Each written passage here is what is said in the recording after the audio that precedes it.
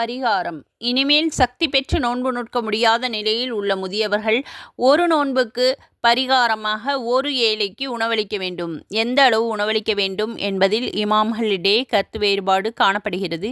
இன்றைய சூழ்நிலையில் விடுபட்ட ஒவ்வொரு நோன்பிற்கும் பதிலாக 1600 கிராம் கோதுமை அல்லது அரிசி அல்லது கோதுமையின் பணத்தை ஏழைகளுக்கு தர்மம் செய்ய வேண்டும்.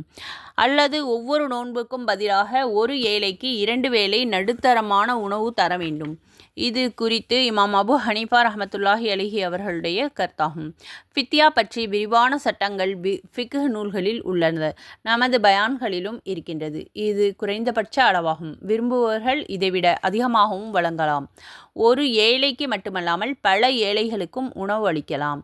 நடுத்தரமான உணவை விடுத்து உயர்தரமான உணவையும் கொடுக்கலாம். இதை பற்றி விபரமாக தெரிந்து கொள்ள பெரிய பயானை பார்த்து பயனடையுங்கள். ஜஸாக்கல்லாஹு ஹைரா.